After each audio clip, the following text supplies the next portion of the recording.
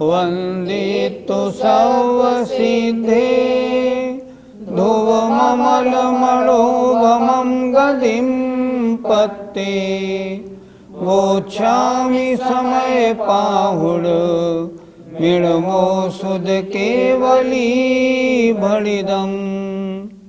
पंच परमेष्ठी भगवान की जय। आचार्य महाराज कह रहे हैं ज्ञानी तो अपने भाव का ही कर्ता होता है, ज्ञानावरणादि द्रव्य कर्मों का कर्ता नहीं होता। आइए आज गाथा नंबर 109 करेंगे, निकाल लें। जम भावम सुहमसुहम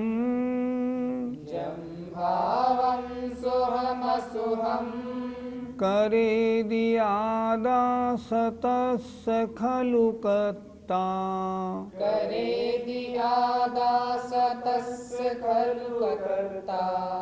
तम तस्य होदिकम्मं सोतसदुवेदगो अप्पा।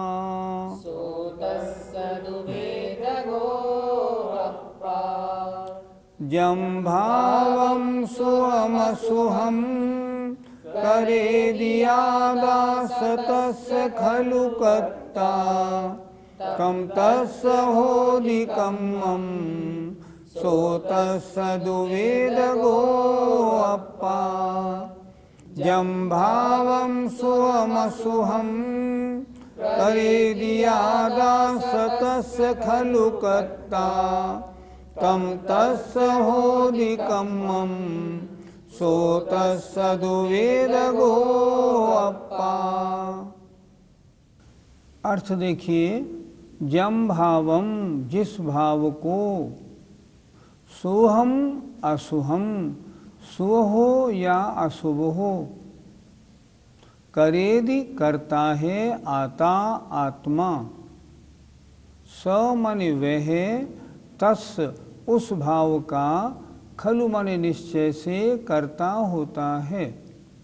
फिर देखें, जम भावम सुहम असुहम जिस शुभ या अशुभ भाव को आधा करे दी आत्मा करता है, स माने वह आत्मा, तस् माने उस भाव का, खलु माने निश्चय से करता होता है।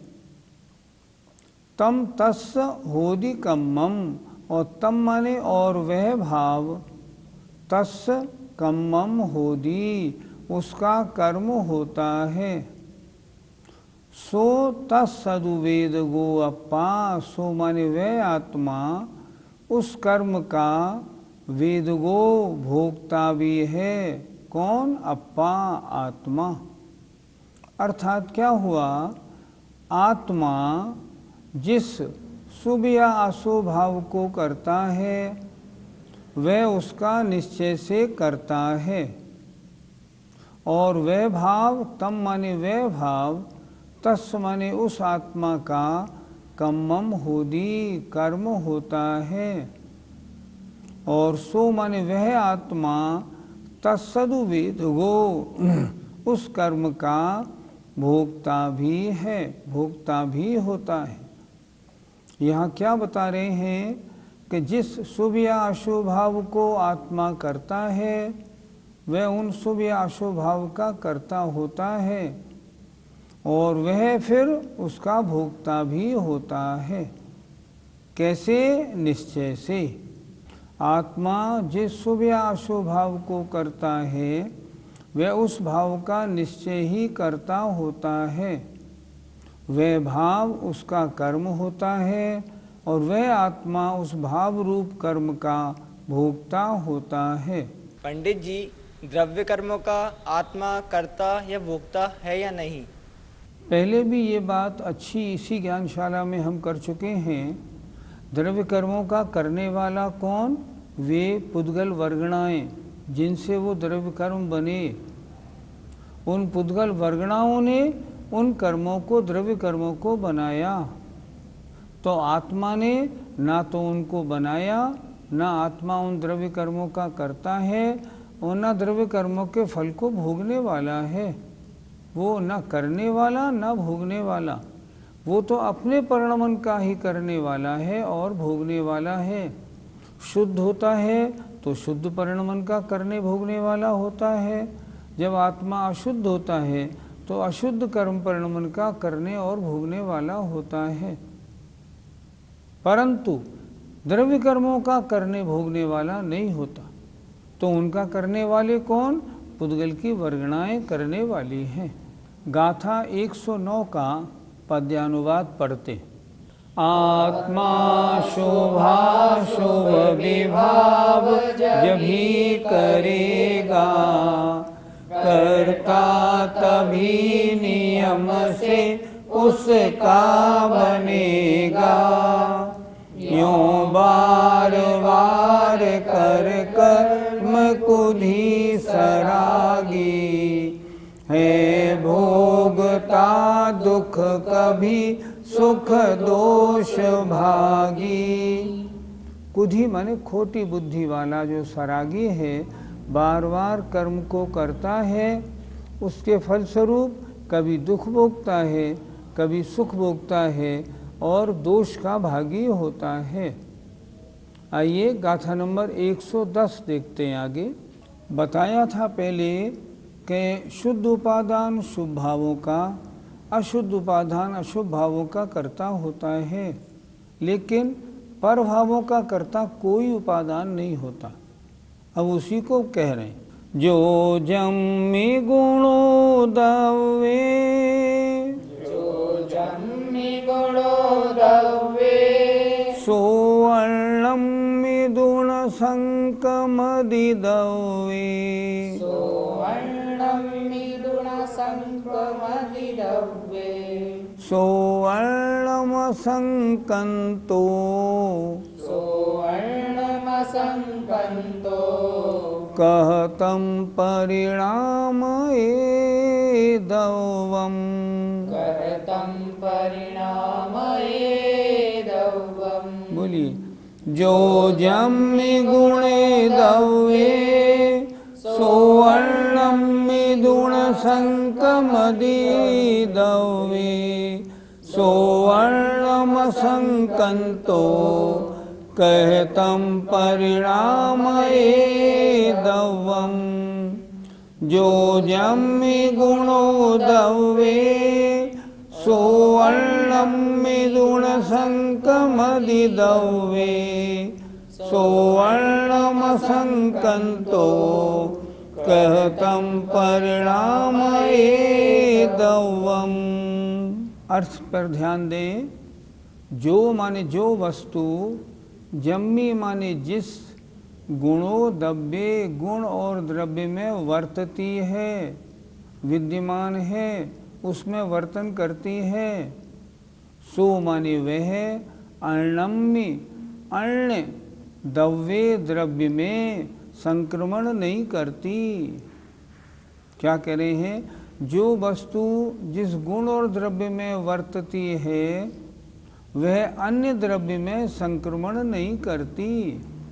ऐसा नहीं होता कि आत्मा अपने गुण द्रव्यों में वर्तता हो लेकिन पुद्गल के गुण द्रव्य में संक्रमण कर जाए, ऐसा नहीं होता। अपने में ही संक्रमण करती है, अपने रूप ही रहती है।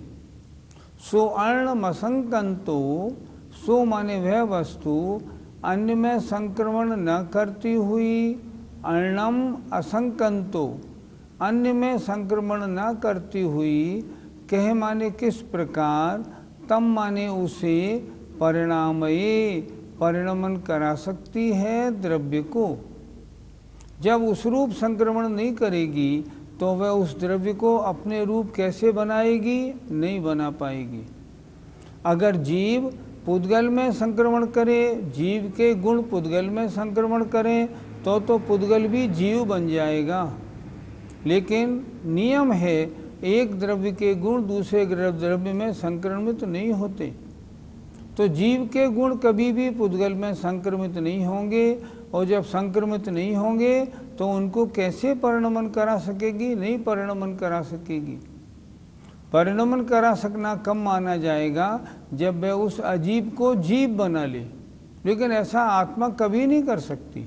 आत्मा तो हमेशा अन्य गुण द्रव्य, अपने ही गुण और द्रव्य से परिणमन करती है और उसी रूप रहती है। अन्य द्रव्य के गुण और द्रव्य रूप परिणमन कभी नहीं करती। जो वस्तु जिस द्रव्य और गुण में वर्तती है वह अन्य द्रव्य और गुण में संक्रमण नहीं करती। अन्य में संक्रमण न करती हुई वह वस्तु उस अन्य द्रव्य को किस प्रकार परिणमन करा सकती है? परिणमन नहीं करा सकती। पंडित जी, एक द्रव्य दूसरे द्रव्य का कर्ता कब होता है? जब वे द्रव्य या गुण रूप से अन्य द्रव्य के रूप में संक्रमण कर जाए। कोई भी एक द्रव्य अन्य द्रव्य रूप में गुण या द्रव्य से संक्रमण नहीं कर सकता। इसलिए एक द्रव्य कभी अन्य द्रव्य का कर्ता नहीं हो सकता, कभी भी नहीं हो सकता। नियम है पक्का। अर्थात जीव पुद्गल का कर्ता कभी भी नहीं बनेगा, पुद्गल जीव का कर्ता कभी नहीं बनेगा। क्यों नहीं बनेगा? जीव के गुण कभी पुद्गल में नहीं जाएंगे, पुद्गल के गुण कभी जीव में नहीं आएंगे। तो फिर ये एक दूसरे के कर्ता कैसे बन सकते हैं? नहीं बन सकते। जीव पुद्गल नहीं, अन्य द्रव्य भी। लोकाकाश के हर प्रदेश में 6 द्रव्य मौजूद हैं। यहाँ हर प्रदेश में 6 द्रव्य हैं। आकाश है, काल भी है, धर्म अधर्म भी है, जीव और पुद्गल भी है। ये 6 द्रव्य मिलके रहते भी हैं, लेकिन एक दूसरे के द्रव्य और गुण एक दूसरे के द्रव्य गुण रूप परिणमन नहीं करते, संक्रमण नहीं करते। इसलिए एक द्रव्य का अन्य द्रव्य रूप परिणमन न आज तक हुआ है, ना कभी होगा, होता ही नहीं। हर द्रव्य अपने रूप से परिणमन करता है, अन्य रूप से नहीं करता। पंडित जी, तो फिर घटपट आदि का कर्ता कैसे हो गया? अलग अलग नए से अलग अलग कथन होते हैं। व्यवहार ने से एक द्रव्य अन्य द्रव्य का करता है। कुम्हार ने घड़ा बनाया, घड़ा किसने बनाया? उस कुम्हार ने बनाया। क्या कुम्हार के गुण द्रव्य उसमें संक्रमित हो गए? नहीं हुए।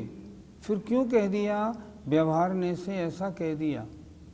व्यवहार ने जो निमित्त कर्ता होता है उसे कर्ता मानता है, लेकिन जहाँ निश्चय की चर्चा होती है, निश्चय में ऐसा नहीं होता। वहाँ तो वो द्रव्य अपने ही परिणमन का कर्ता होता है। व्यवहार ने से घड़े का कर्ता कौन है? कुम्हार है। निश्चय से घड़े का कर्ता कौन है? मिट्टी है, कुम्हार नहीं। कुम्हार क्यों नहीं? कि कुम्हार ने तन्मय होकर उस घड़े को नहीं बनाया। अगर कुम्हार ने तन्मय होकर उस घड़े को बनाया होता तब कुम्हार उसका कर्ता कहलाता। घड़ा तन्मय होकर किसने बनाया? मिट्टी ने बनाया। इसलिए निश्चय से मिट्टी करता है, कुम्हार नहीं। घड़े बनने के बाद भी कुम्हार का अस्तित्व तो ज्यों की त्यों रहता है। इसका मतलब हुआ वो उसमें तन्मय नहीं हुआ, और जब तन्मय नहीं हुआ तो निश्चय की दृष्टि में वह उसका करने वाला नहीं हो सकता, ना उसके द्रव्य और गुण उसमें ट्रांसफ़र हुए। इसलिए एक कुम्हार घड़े का करने वाला बिल्कुल नहीं है। लेकिन व्यवहार ने से है। दो नए हैं, दोनों का कथन अलग अलग प्रकार है। निश्चय ने अलग कहता है, उसकी दृष्टि अलग है। व्यवहार ने अलग कहता है। नए माने क्या है? नए का मतलब है नजरिया। मेरे पास मेरी बेटी बैठी है। ये बेटी किसकी है? मेरी है। किसने से? व्यवहार ने से। निश्चय ने से जहाँ देह अपनी नहीं तहाँ न अपनों कोय। जब शरीर ही अपना नहीं है तो अपना और अन्य पदार्थ हो कैसे सकता है? इसलिए मेरी बेटी या बेटा या मेरा मकान, ये चीज़ें निश्चय से मेरी नहीं है, व्यवहार से मेरी हैं। इस तरह इन नयों का कहाँ कर्ता कर्मपना है उसको समझना चाहिए। पंडित जी, तो फिर आत्मा शुभ और अशुभ कर्मों का कर्ता किस नय से हुआ? शुभ अशुभ भाव किसने किए? आत्मा ने किए। कर्ता कौन हुआ? आत्मा। शुभ अशुभ भाव हैं कैसे? अशुद्ध हैं। करने वाला आत्मा कैसा है? वो भी अशुद्ध है। तो अशुद्ध आत्मा ने अशुद्ध निश्चय से राग द्वेष आदि या शुभ अशुभ भाव रूप परिणमन किया है, और वह अशुद्ध आत्मा ही उन कर्मों का जो फल होगा अच्छा बुरा, जब जब भोगने में आएगा तब वह आत्मा ही उन अच्छे बुरे कर्मों का फल भोगने वाली होगी। ऐसा कभी भी नहीं होता कर्ता कोई हो और भोगने वाला कोई हो।